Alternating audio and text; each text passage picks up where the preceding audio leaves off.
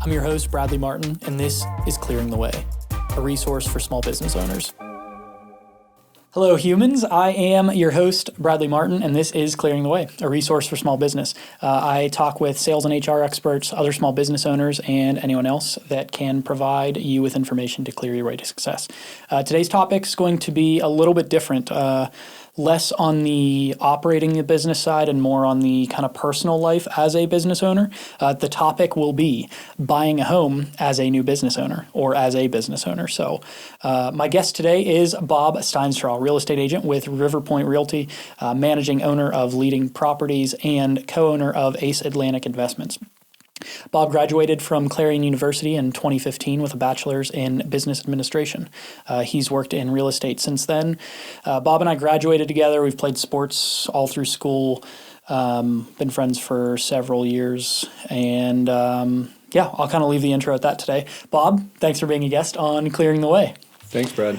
All right, so like I said, we're going to talk about home ownership today. And how things are maybe a little bit different if you are a business owner. So let's kind of start, let's set the stage a little bit and kind of work through what we need to be prepared for when buying a home regularly, and then look at what could potentially be different and what are some of the things we need to be aware of as a business owner, and if there are any things different that we need to be aware of. But my guess is, since we're talking about it, there's going to be some things that we need to be aware of. So okay, so we want to buy a home. I know I want to buy a home. What are some of the first things that I should be thinking about in general? What are some of the first steps that I should be taking to what things do I need to have together to start being interested in buying a home? Yeah, so typically, anytime I'm talking to even a potential homeowner, whether it's a year from now, 2 years from now, 3 years from now, I always recommend earlier the better to start with your plan. So that's always first. Put together a plan. Put together a plan as far as, what ultimately timeline are you looking for. So I think, and obviously the other part of your plan is getting the right people together for your team to get to the home ownership process, and then getting to the closing table. So obviously putting together a plan is number one. I always recommend putting out about 6 to 8 months before you even purchase. Okay. When you say a plan, is that just the timeline that we're looking at? What do you mean? So you got to start with your timeline first, and then getting the professionals, the right professionals in order. Obviously, I'm in the sales business, and I'm biased, but I would tell you that the number one thing is getting the right real estate agent, getting somebody you mesh with well, somebody that you trust, somebody that you know is going to be there for you, and then secondly, a mortgage professional. Okay, so let's stick on that for a second. When I'm looking for somebody, obviously, I can gauge whether our personality, whether I actually like you, but what are some of the things that I should be asking those people to know if they're actually the right people for me? Yeah, typically, especially first-time home buyers, which are, a lot of the times the one looking for a real estate agent, second time, third time, they might be using their previous one, or, their family members or whatever might know somebody.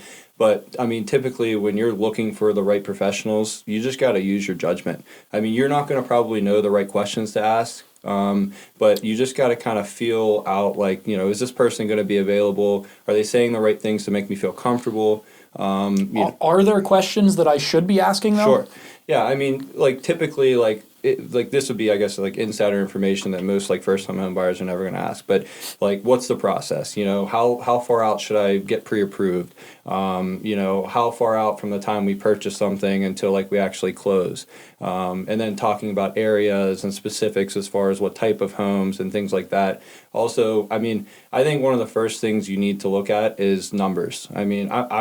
I'm big on that, especially when you're first starting to look for something. If you're a first-time home buyer, second-time home buyer, especially right now, it's really relevant because the market conditions are continuously changing. So home prices are kind of going all over the place now. Yeah.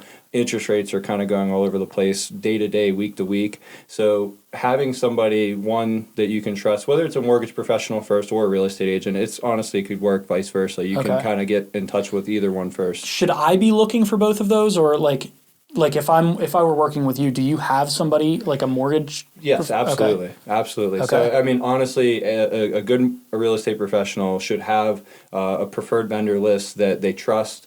That I've been in the business now 7.5, 8 years. I've been through a lot of different mortgage lenders, a lot of different processes, a lot of different things.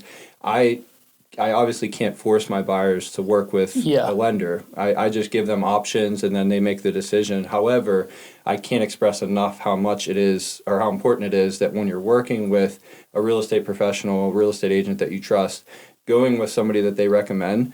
I mean, we do 60 to 100 deals a year. And the same lenders are going to be doing probably close to 85 to 90% of those deals. Yeah, well, I'm sure if it's somebody that you're working with regularly, like everything is just smoother. Yeah. For everybody. I trust these people. I know that when I send them somebody, they send me back a pre-approval letter. I know when I send them a contract, I send them an email.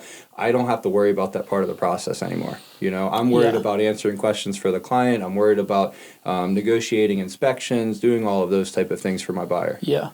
Okay, so, all right, so I've got a timeline. I know roughly, what is a realistic, like, this might change based on current, like, the market, but what is a realistic timeline to actually, like, hey, I think I'm going to buy a house to I have a house? Again, honestly, so even I'll speak personally. So me and my wife just purchased a house. We just went through the whole process ourselves the last 2 months ago. We bought a house.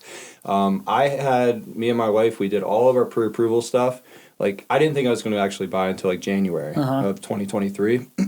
So it was probably 8 or 9 months out. I reached out to my lender. Hey, here's all my stuff. This is what I'm anticipating. Just send me what I have now, and then we'll reevaluate it once we get closer. So the sooner you get that stuff out of the way, the more prepared you are when something pops up. And then from there, once you get all of that stuff done, the lending stuff done first, your real estate agent's going to get you set up on a search. Even if you're 6 to 8 months out, getting a feel for the different areas, the different markets within the areas that you think that you want to be in, and narrowing your search down is going to prepare you. You're going to be way ahead of the game from other buyers that are in the market. The worst thing ever for me is when I get friend, family, new client, whatever, they call me, they're like, I need to find something in like 2 months. I'm like, have you gotten your pre-approval? No, we haven't spoke to anybody. It's like I can do everything I possibly can, and usually it still works out, don't get me wrong, but it just puts everything a little bit, everything's going to be a little bit more stressful because I can't create miracles. I can only do what the market gives me. And you're dealing with so many different parties. So people, they might have other things going on or other clients or whatever. So when you've got that many people, and it's with anything. It's not just real estate. It's with anything. Things are going to take longer because something might come up for them or for you or at any point in the process that just slows the whole thing down. Yeah. I mean, again, it just kind of goes back to like being prepared is going to really benefit you once the time does come that something pops up. So again, I was probably 8 or 9 months out from when I really wanted to start looking for something, and this perfect place popped up. I already had all my ducks in a row. So we were able to go look at it the next day and boom, get an offer accepted, and it just so happened it worked out. But I can't stress enough that getting things in order sooner than later is going to help. You're going to have a real big competitive advantage when it comes to So what we talked about who we need to talk to. What else do we need to be doing to get to that point where if something comes up, I am ready? Yeah, so that's where my job comes in. So once you get the numbers in front of you, once you get kind of your price point that you're comfortable with, you look at it, you say, you know what, we'll be ready. We'll have the money set aside for down payment. We're comfortable with this monthly payment. Once you get all of that information and come to me, then I know exactly what your price point should be. I can recommend different areas based on what you're looking for. And then we narrow down a search. I get you set up on what's called the multi-list, which is an extreme competitive advantage especially when you get into the spring market and really competitive market, especially with what we had the past 2 years. It was a huge advantage if you had an agent and you were ahead of the game. So getting something set up where you have a search, you get emails right away, live as soon as something's listed, and I see them as well. And as a full-time agent, as soon as something pops up, I'm texting my client or they're texting me if they see it first. I'm like, we need to get in there tonight, and just, I mean, that's the way it's been. Yeah. And it's not changing. I mean, that's still competitive, especially if things are priced right. So. Yeah. Okay. Okay, so we know we've got to prepare, which that seems to be the answer to It seems so like many common different sense. yeah. Well, it seems know, to be 'cause the answer to so many different things that I've talked to people about. Yeah. It's like, how do I know if the product's right? Research. Yep. Prepare. Research. All Yep. of these things. Like and again, like you don't need to just do a million Google searches. Like Yeah. this is why we have a job. This Yeah. is why mortgage lenders have jobs. This is why real estate agents have jobs. We do this on a day-to-day basis. It's just like, don't Google like how do I fix a cavity for a tooth or something. Just go to a dentist and be like, hey, can you Yeah. fix this? How do you do it? And they're going to be able to tell you because they do it on a day-to-day basis. Yeah. So the other thing I like to point out is like for a buyer, I mean, it's a no-brainer to have a good real estate professional on your side. You don't want, I mean, you can twist the commissions however you want, but it's irrelevant at the end of the day. But like you don't really pay a real estate professional to represent you. You know what I mean? You pay the purchase price, and the purchase price is what it is, and then the seller basically cuts the checks for the commission off paper at the end of the deal. So as the buyer, there is almost like, why would you? What are some of the reasons to not use one? There's really not any. Like if I'm not paying you and I'm the buyer, right?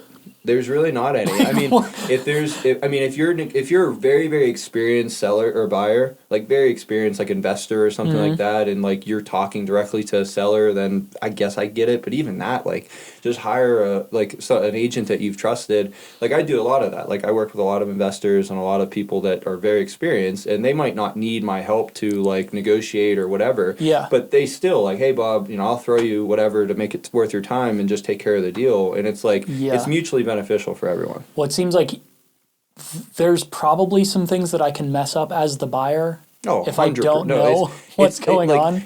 With a good agent on your side, like you could save yourself thousands of dollars, with like simple phone calls sometimes, and just like and it's not like that's the whole point. I don't just go open up doors. Like the real job comes in when we're negotiating the sales price, making sure that all the inspections are properly put into place, making sure that you understand what you're getting yourself into. Are you buying a 1900s house? Are you buying a new construction house?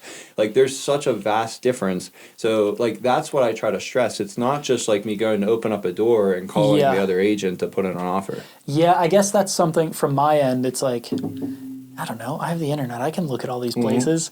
But I guess if I'm not paying you as a buyer, a seller, like, we don't need to get into that because that's not what we're talking about. But on the buyer, it's like, I'm not paying you. One thing I'll say that you just mentioned, and it's actually very relevant for all real estate agents, is like, and it's just not even real estate, it's all industries right now. Like information is so readily available, it's at your fingertips. Anybody can look up like what's listed in the neighborhood no matter where you're at in the world. Okay, because of Zillow and Realtor and all that stuff. Yeah. But that being said, that's not and not only that, if you're only looking on that stuff and you click like, oh, hey, I want to go tour this thing, by the time you even get a hold of an agent that's basically taking a cold call, I'm already in the door with my clients putting in offers. Yeah. And so that's what I'm trying to explain to people. Like, yes, Zillow is great, especially if you're doing preliminary research. Like maybe if you're a year out, you want to do preliminary research. I feel like that can probably be in your planning phase. Like you're looking at that, and that can kind of give you an idea of the areas that 100%. You might be interested in, or some of that thing. It's a great resource, and it honestly does make my job easier because by the time buyers come to me, they've already been on Zillow and Realtor.com, and they've already been clicking around. So it actually makes it easier for me to discuss with them. Hey, have you looked at this area? Then you can actually do your job, 100%. which is the stuff that I don't know as a buyer. And then once it really comes to crunch time and you're really ready to go, then we get you set up on the multi-list. We get you off of those sites because some of the information is not always accurate. And then I see what's kind of coming on and off, and then you're going to have a real competitive advantage at that point. Okay, those sites are great for that. Those sites are great for just informational purposes. They're great to teach you about different areas, teach you about different houses, see what the prices are. What you're working with. It's so weird. It's so weird that there's. I don't know. As a buyer, it doesn't. I can't.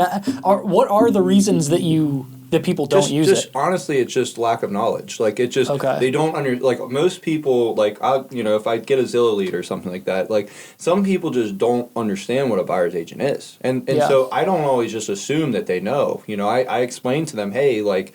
I work with buyers, I work with sellers. I represent you and your best interest. So as a real estate agent, I'm looking out for you. I want to get you to the closing table, but I also want to make sure you're protected and you're getting the best deal that you possibly can. Yeah. And I mean, what's really been relative in the past 2 years is using all these different strategies to get a deal under contract. I mean, it has been an absolute madhouse. Like just these past 2 years since COVID, when they shut us down and then opened it up, just like every other industry. I mean, it's been insane, and we have a huge inventory problem and things like that, which is national. Yeah. But that being said, it has been so prevalent to have an agent on your side because, I mean, we've had to get super creative to get deals done the past 2 years. Now it is changing, which we can get into that later. But okay. Okay. So we've got a plan. I've found my people. I know I vibe with you. We're good. You're the right guy. Okay. So you're gonna walk me through what I need, but if I can come to you a little bit better prepared, then that's great. So what are as far as cash and other types of documentation, like how do I need to be preparing for these conversations with you or the mortgage lender? So this could be relevant for the two different types of buyers that we were talking about. And I'll talk about just a traditional buyer. When I say a traditional buyer, I'm saying somebody that's W-2 or salaried. You know, they don't run their own business. Yeah. Okay, and then we'll get into like a business owner. Yeah, because up to this point, everything is the same. Yes, just everything's been the same. Nothing changes. The only things that change is the actual details as far as what you need to be prepared. Okay. And that's even more relevant for as far as the time out once you start talking about a self-employed business owner. Okay. But we'll get into that. So just a normal traditional buyer, as I would say, just somebody that's W-2 salary, hourly, whatever it is. Yeah. I mean, really all you need to do is you just pull income statements, you'll show that to the lender, track your credit score. I mean, I know that it drives everyone crazy, but credit is everything, and the better your credit score is, and that's why I say that the quicker that you get prepared and start talking to lenders, even if you're not really ready now. So say if your credit score is not where you want it to be, that's why talking to a lender a year out, that lender, a good lender, is going to tell you, hey, this is where you need to get your credit score to get prime rate or whatever it is. This is what your payment could be. So that's what's really nice about doing it earlier. Yeah. Well, that's a good point, that preparing in this case isn't something that should be or can be done quickly. It's you've said it a couple times, but the further out, if I know that I'm going to, or if I think that I'm going to want to buy a home in 3 years, it's not too early to prepare. If you maybe be a little bit, maybe don't get too deep into certain things, but if you can start talking to people and make it clear, like set the expectations and say, hey, this isn't going to happen for another 2 years, but here's where I'm at, what needs to happen. And that happens to me all the time. I have buyers that come to me all the time. I put them in like a CRM and I have their numbers and I reach out to them a year later and I say, hey, how's things going? So it's never too early is basically my point to reach out. And don't be nervous about don't be nervous about it, because it's one of those things where we see everything and it's okay. So again, being a good agent, being a good lender, those people are going to tell you, hey, you're not quite ready yet. That's okay. This is what you need to do to get there. Yeah. Here's the steps that you need to take to get there. And then you obviously have to do it. Well, so if I'm at that point where I'm in the preparing phase, it feels like that might be a little bit more difficult to find the right person, because I'm not doing anything for 2 years or 3 years. So Are there good ways to approach that as the person that's like, hey? Honestly, just being upfront, transparent. Okay. I mean, again, as a good real estate professional, I don't care. I don't care if it's 2, 3, 4, 5 years. If you come to me, I'm going to give you an honest opinion as far as what you need to do. Okay. And then I'll tell you what kind of the market looks like now. Now the market changes every year, so we'll reevaluate it once you're really ready. But basically, it doesn't hurt. 2, 3 years out, it doesn't hurt to just at least have a conversation. And no agent, should ever be like, "Oh, don't talk to me now." Yeah, yeah. Well, and if they did, they're probably not the person you want to be working with. And that's back to the planning part. Just asking questions like that and getting a feel. And that's why when somebody would come to me and they say, "Hey, I'm not going to be ready for 2 years," no problem. Here's still a lender. Yeah. Look at where you're at. See what you would get approved for right now. If that's not what you want to be approved for, then let's take action steps to get you to where you want to be. Okay. Okay, that's good. And then if you wanted to talk about, as far as this doesn't change no matter what. So down payments, if we want to get into that stuff specifically, that changes that changes too. Like, Okay. because as the market changes and like now that rates are changing, like lenders might offer different programs here in the next year or so. Okay. But that being said, like honestly, right now, depending on certain factors of like where you're at, like employment wise and stuff, you can put as little as 3% down. Oh, wow. And that's not even using like what, and most people have heard of like FHA or VA, and if you haven't, they're just government like loan type programs, and they offer like lower down payments and things like that. But there's like a 3% what you would call a conventional loan, which conventional is just as like what it is, a conventional, you know, and when you're negotiating and you're in a tough market, going conventional is sometimes the only option. Okay. But so like damn 3%. That sounds like and so like I'm not a financial advisor or anything, and I don't recommend what people should put down, but I just tell them like what my personal preference would be. You know, when you're younger and you might only be there 3 to 5 years, and you're comfortable with a monthly payment that might be a little higher, I would say keep cash in pocket. You know, save some money for like renovations to add some sweat equity or do something like that. Don't get so stuck on like, no, I got to put 10 to 20% down, because that's not always the case anymore. Yeah. Well, and again, it's that planning. Like, what planning. do you think?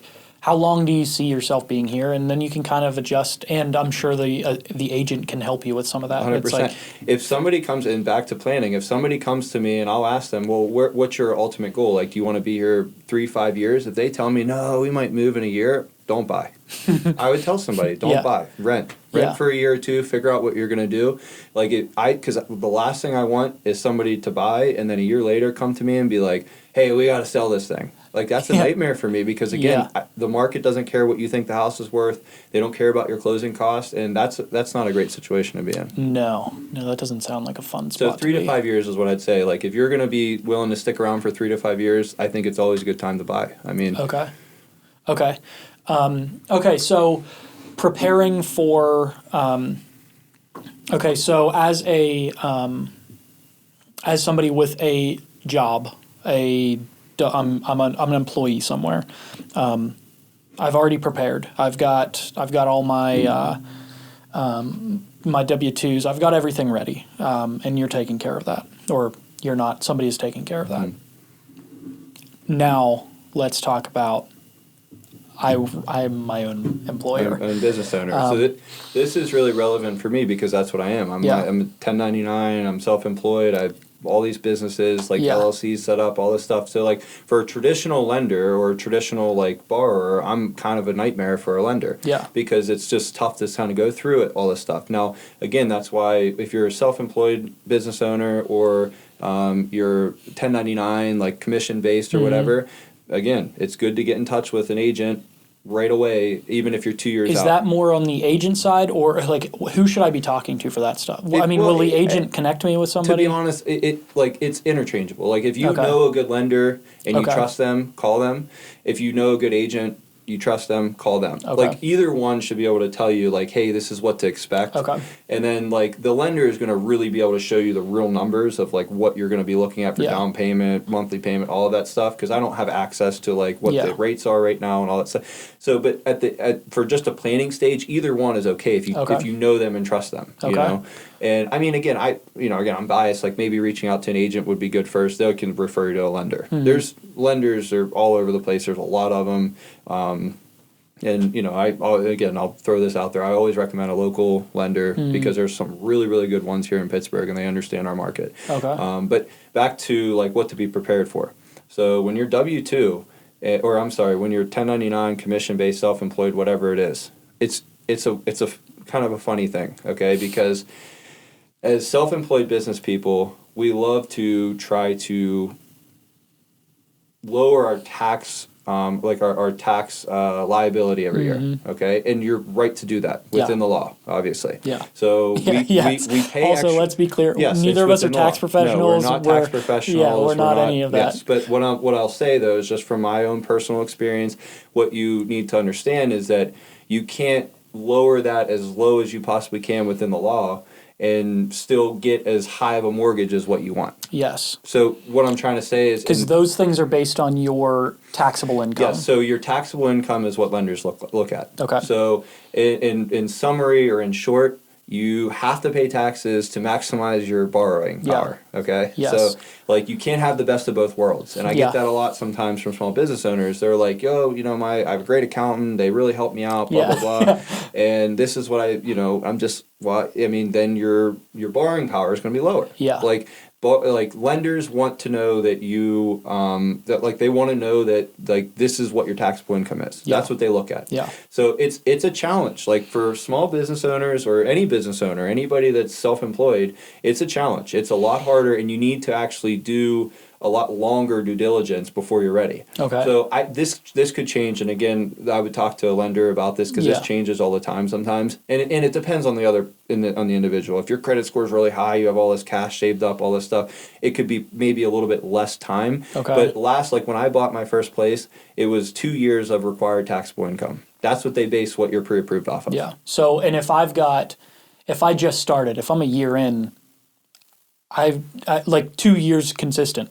Right? Yep, 2 years. Yeah, so 2 years where you have to be thinking in the back of your head, like, hey. Well, so I'm saying if I just started, if I'm in that first year, I don't have 2 back-to-back years of this consistent so you pay. need 1 more year. Yeah. You need 1 more year. If you've got to be thinking. It doesn't have to be consistent pay. Just because they only look at your taxable income. Okay. So they're not looking at what you make monthly. Okay. Like W-2, they look at that more so, like what's your monthly income, and then what's your salary or what's your hourly, whatever. Okay. So they look at that more whenever you're more traditional buyer. Okay. When you're self-employed, they're not looking at that. They're looking at taxable income only. Okay. I mean, and again, like some lenders might be different. There might be lenders that watch this and are like, no, that's not. But that's the general summary of it. That's what you should be focusing on as a self-employed individual, getting ready to buy a house within 2 years.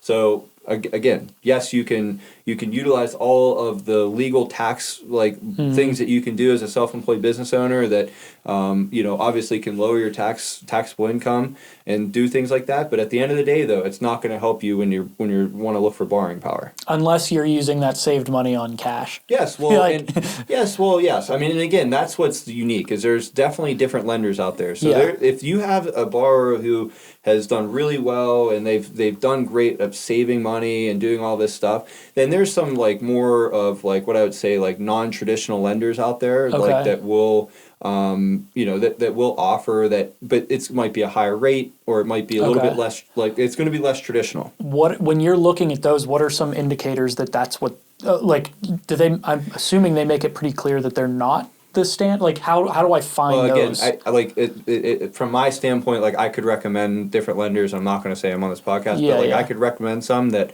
would be non-traditional.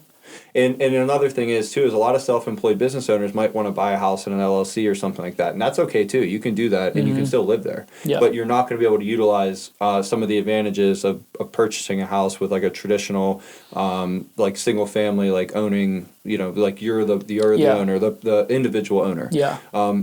And then again, some of the downsides with that is you have to put at least 20 to 25% down. If you're buying it as the business. If you're buying it as a business. And I only usually recommend doing that if you're purchasing investment property or something like that. You can purchase, taking advantage of the lower rates, because your rate's going to be higher as well. So higher down payment, higher rates, all of those things when it's commercial, because it then turns into a commercial loan. Yeah.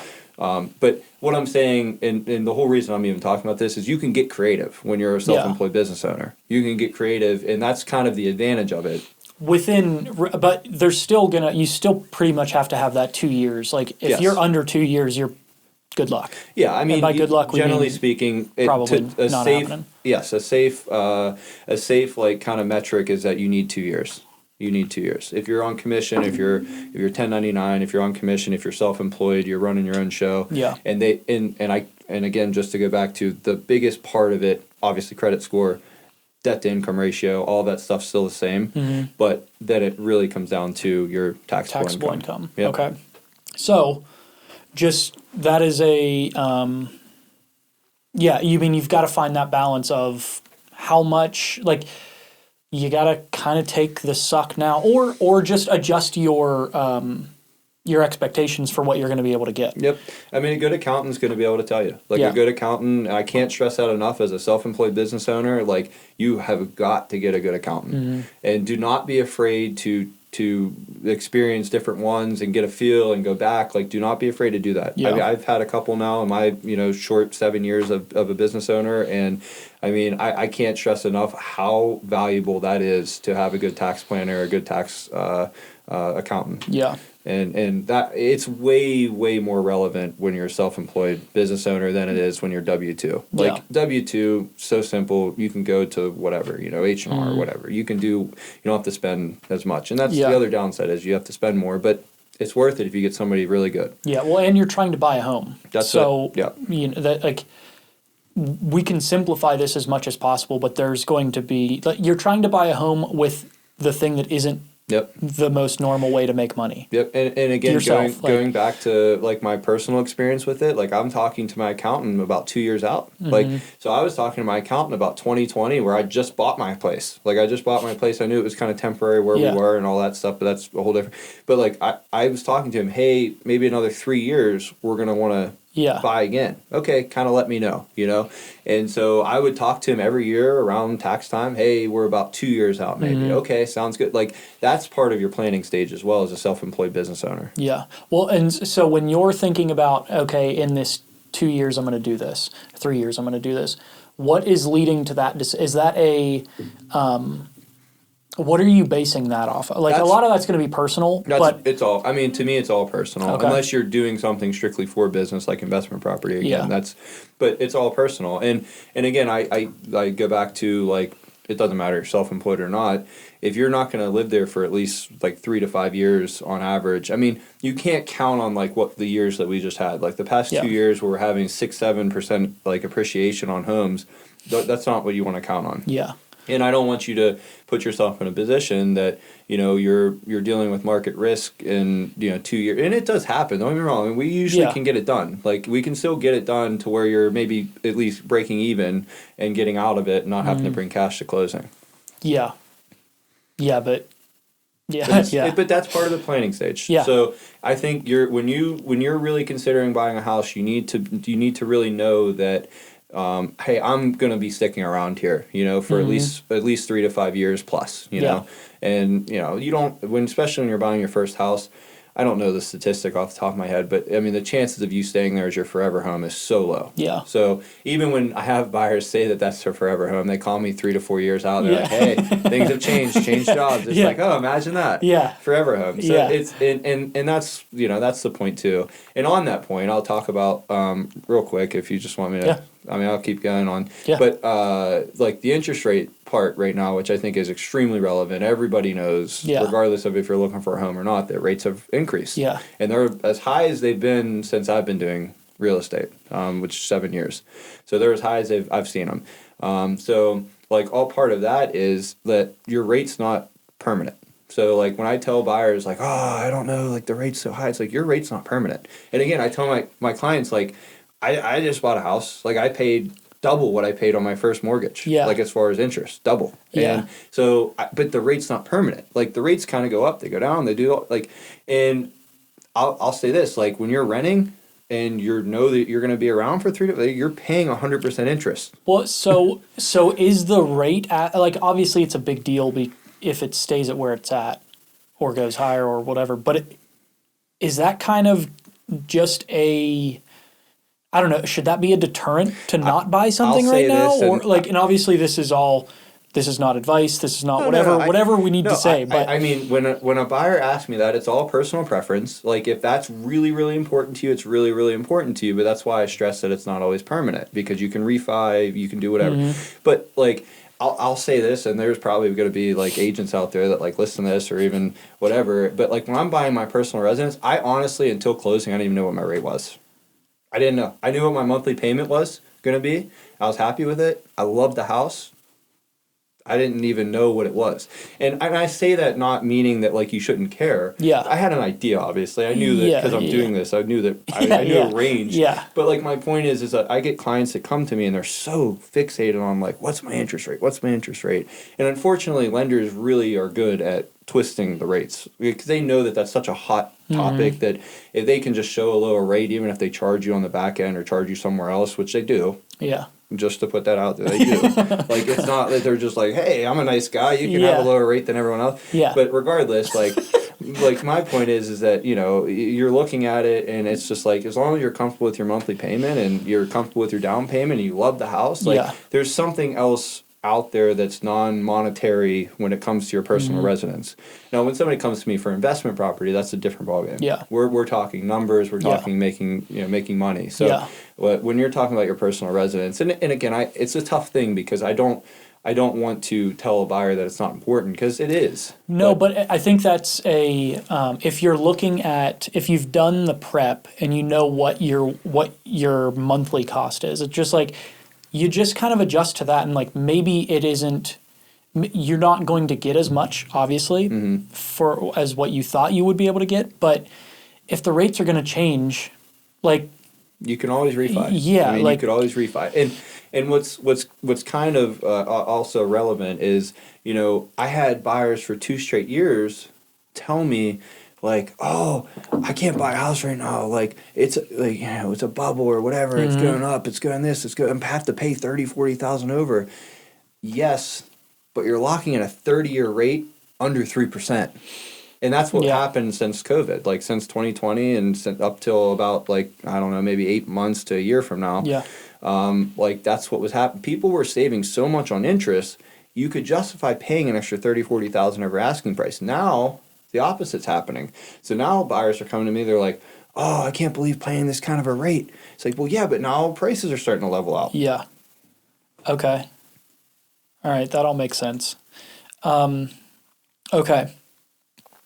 So as the is there anything else on the business owner side as far as preparing, other than like your timeline is just going to be, well, it doesn't have to be extended if you've been in business for a while. Yeah, but if you're new. But even that though, because again, usually sometimes the like, not always, but sometimes they're not paying attention to your taxable income. Sometimes you can get again, I'm basically saying, like, pay more in taxes if you want to borrow more. Yeah. Like, it sounds crazy, but like, that's what you would have to do to borrow more. Yeah. So really what I'm saying for a self-employed business owner is you have to prepare earlier than a traditional buyer. Yeah. You have to prepare earlier. So you'd want to call, like, myself or an agent that you've worked with in the past earlier. Yeah. And be aware, if you're not willing to not pay more in taxes, then that's fine. Yeah. You can't borrow as much, which is like, but the expectations need to be there. Worlds. Yeah. Yep.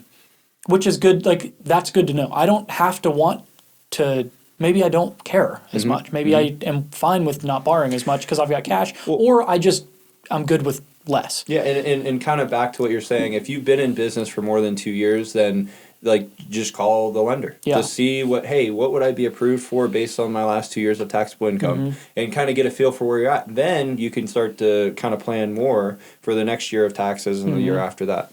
Okay. And if I'm making those adjustments, I mean, we'll just use like the craziest example. I'm as, like, if 1 year, or let's say I'm open for 3 years, the first 2 years I've been trying to minimize my taxable income as much as possible.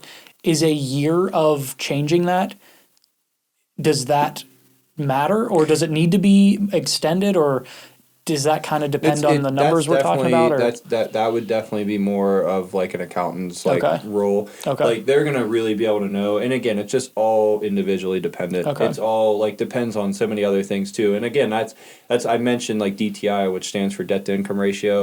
Like, all that stuff still matters even though you're self-employed. So you can't have a bunch of monthly payments and only make X amount and be able to borrow more. So that credit score, taxable income, all of those things are that's the big picture of what you can afford to buy a house with. Okay. But that's the number one thing you need to start with. And then after that, it's really, I mean, it's not easy, but after that, talking to myself and getting ready to go out and start looking at houses. Okay. Okay, so that's really the only difference there. So here's a...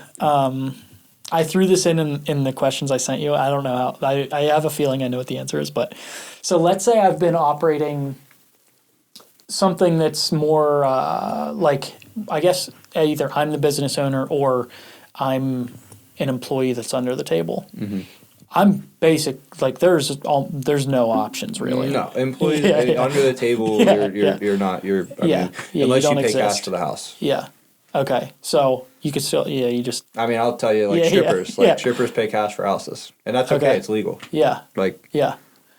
Okay. like that's a good example. There's Yeah. also like people that like waitress and like high end Yeah. restaurants. Like most of their pay is through, like they still pay what's sufficient to the state, and what like they still pay taxes, so that's okay, and they still look at that. But that being said, you're probably gonna have to pay cash for the house or put a substantial money down. Like if you can put 20% down, your flexibility is way higher when it Okay. comes to like you don't have that taxable income. If you can put 20% down, there's lenders out there that you can work with. Well, but I think that is like, for those cases, you're borrowing less.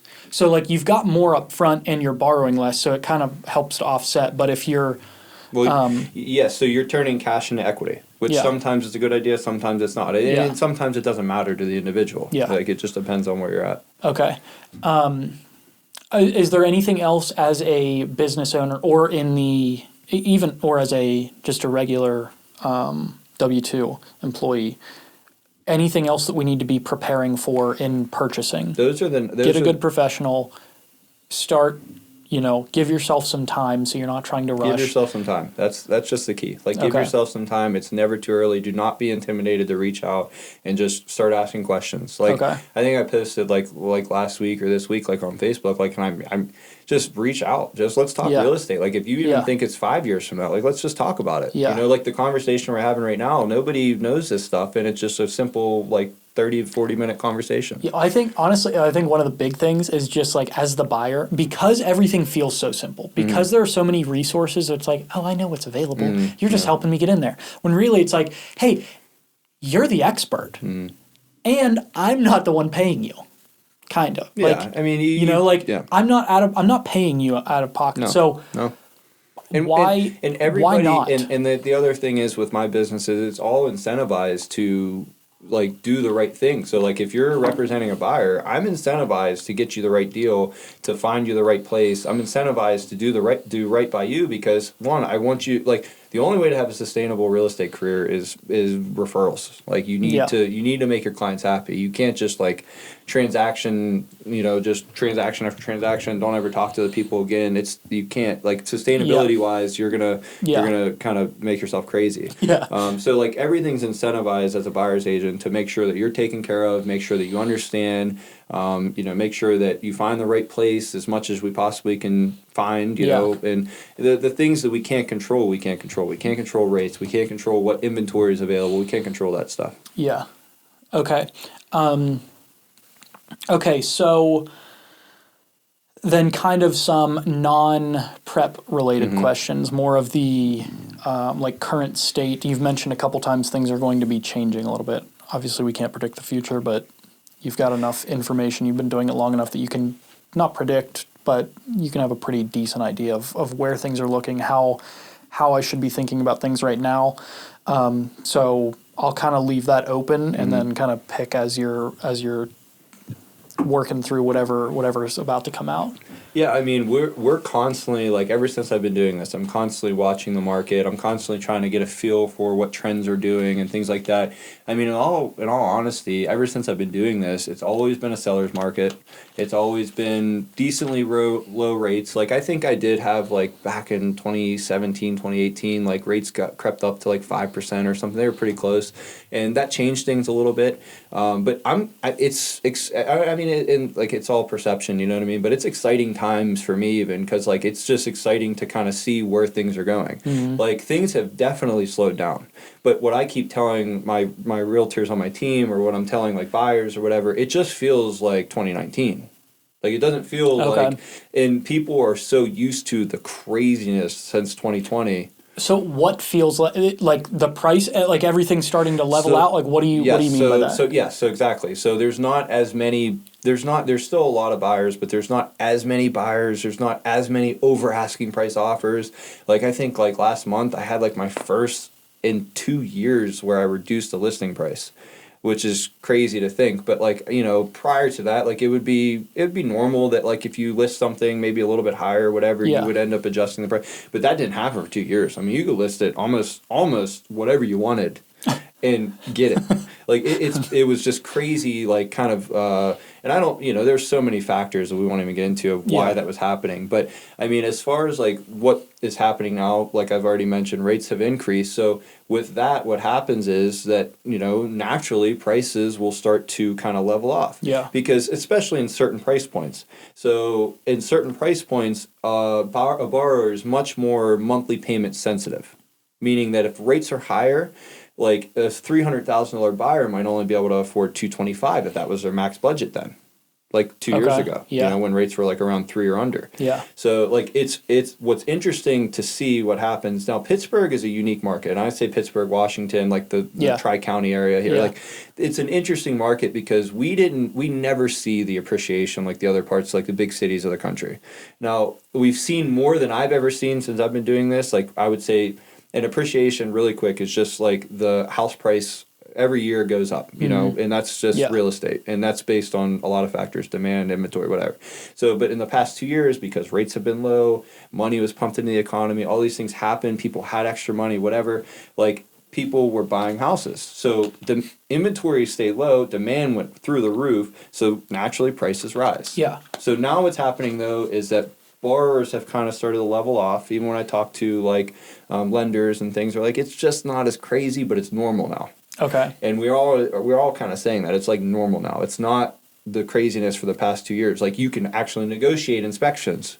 You can actually negotiate, like, you know, not even having like a mortgage contingent. I mean, it was crazy. Like in order to get a house the past 2 years in certain markets, certain price points, you'd have to waive inspections. You'd have to bring, if you went over asking, you might have to bring extra cash to the table if it doesn't appraise. Like those things were happening that it's starting to not happen anymore. Okay. Which is good for a buyer because now you can negotiate prices a little bit. Now you can negotiate inspections finally. Like you're not taking on as much risk now. Okay. Okay, that all sounds good. And I'm imagining like that should continue it should continue to kind of level off. Yeah, that's what my expectations are. And yeah, of course we don't have a crystal ball and like anything could happen clearly, like we know that. But I mean, in all honesty, like we kind of all feel like, you know, when I talk to other professionals in the industry, rates are going to keep kind of creeping and, you know, and then there's all kinds of other economic factors that go into this. Yeah. But that and naturally, like when, you know, when retirement counts drop, people don't feel as good. You know, people don't feel as like confident that they want to buy something. So like people don't think about the same things as like, oh, well, you know, I'm renting now. I'm just paying interest basically. Yeah. You know, like I should still buy if I have the means to do so. But it just that all those things change like buyer behavior. Okay. So, and that's what I'm starting to see a little bit. So it is definitely starting to slow down a little bit. Okay. Now the market changes monthly, and I would say like, you know, you talk to me in another 6 months, it could be completely different again. Yeah. You just don't know. Okay. So one of the things that came up while I was mentioning that I was talking to you today, somebody brought up, not somebody, Sarah. She is somebody, but I'd say she's somebody pretty important. Yeah. So Sarah wanted me to kind of ask you about the idea of buying in a, like, the nicer home in an area that could potentially be up and coming, or like, how are you thinking about those things, and how can you? Yeah, I'll leave it at that, and then again I'll say this a lot. It just depends. So like what I'll say is it depends on what your ultimate goal is with what you're buying. Is it an investment property? If it's an investment property and you're talking about buying in an area where prices are really low, but you think maybe they'll go up for whatever reason, that's speculation. Yeah. So that's speculative investing, just like anything. That's a lot of high risk. Yeah.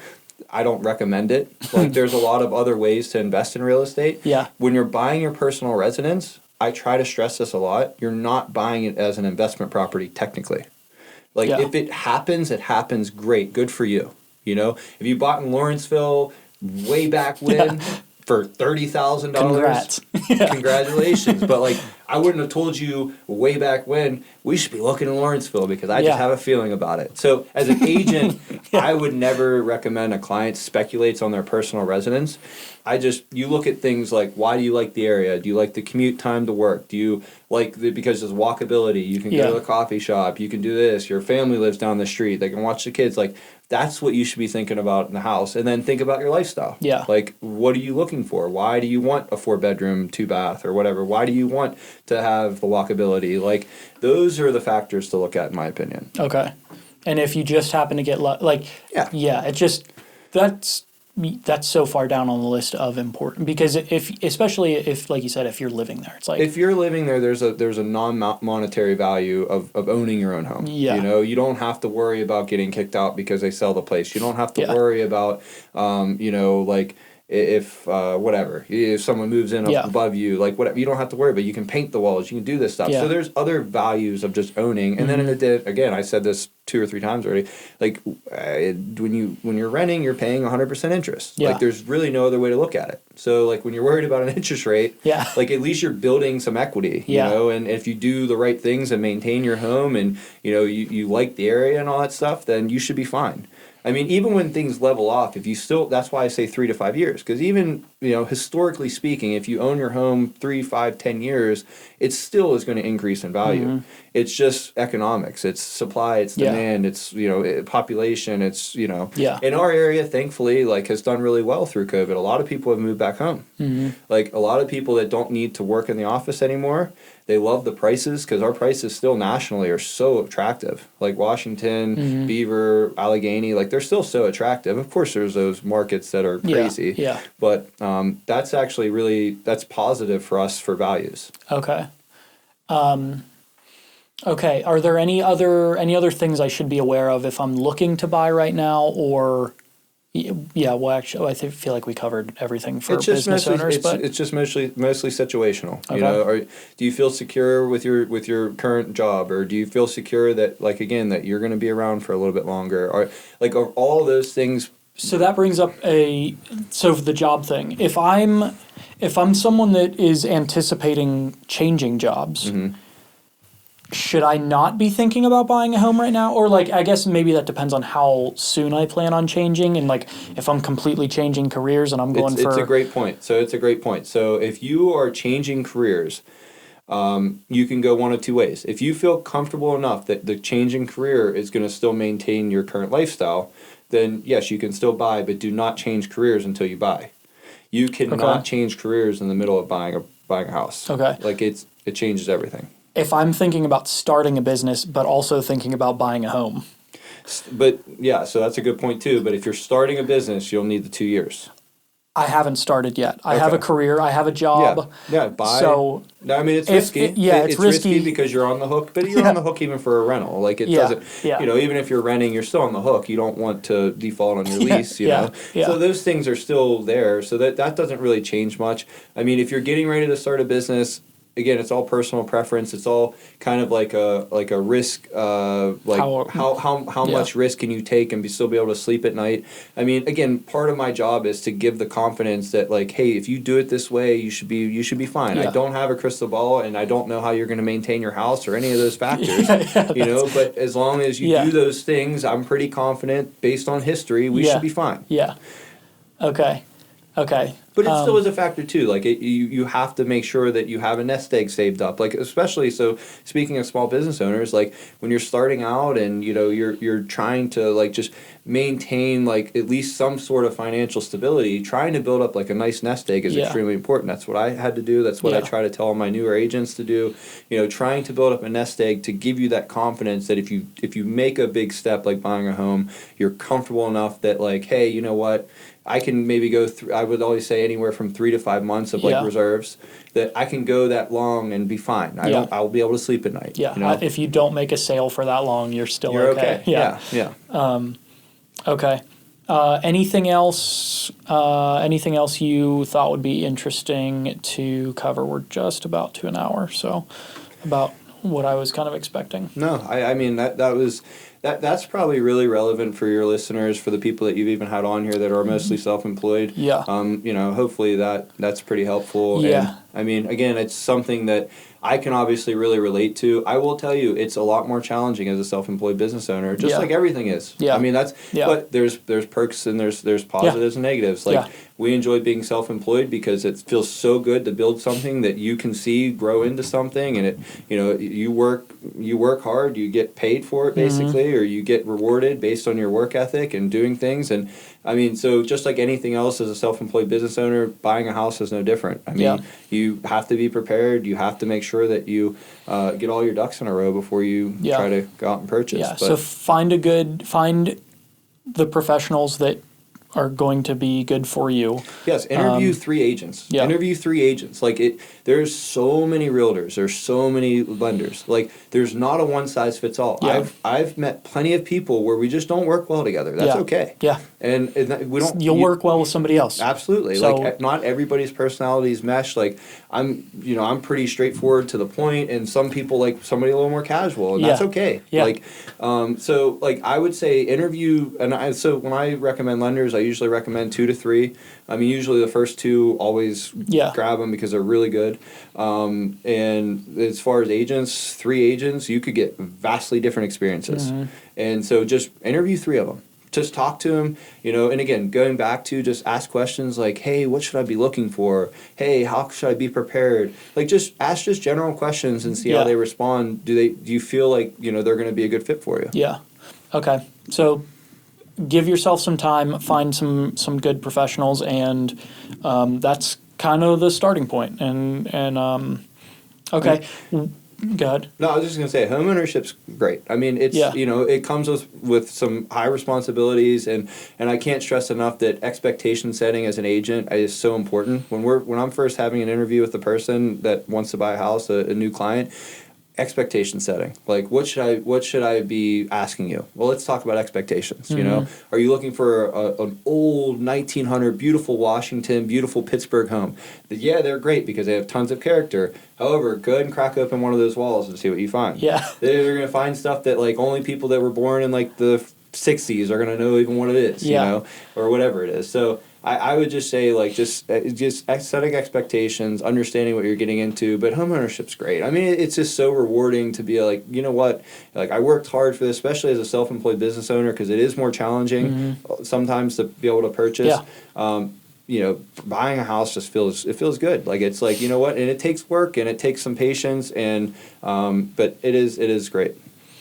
Okay, where can the humans all find you? I'm with RiverPoint Realty. My Instagram tag, my personal one is Stienstraw96. I usually always post so I have a Bob Stienstraw real estate page on Instagram, Facebook.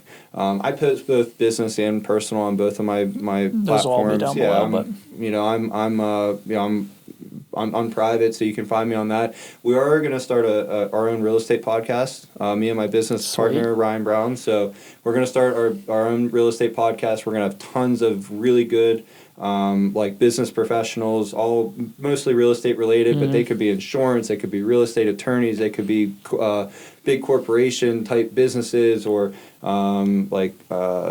commercial lenders, residential lenders. So it is going to be a lot of fun. I'm really looking forward to it. Yeah, that'll be good. If it's depending on when this releases, if you've started yet, we should be within our first month. Our first month. We don't have a name yet for it, but obviously I'll be posting on any of the social media platforms I said. Okay. Once that's available, I'll put that in the description. And anything else? No, man, this is fun. I look forward to, you've been doing a great job. I look forward to all the other professionals coming on here and listening to what they have to say, because nobody has all the answers, and I love listening to all the different perspectives. So thank you. This is a good idea. All right. Review it, share it with all your friends that are business owners or just looking to buy their first home. Like, comment, subscribe, do all those things. And thanks for coming on. And we'll see you next time. Thanks. Thanks for listening, watching, wherever you're consuming this. I'm your host, Bradley Martin, and this is Clearing the Way, a resource for small business owners.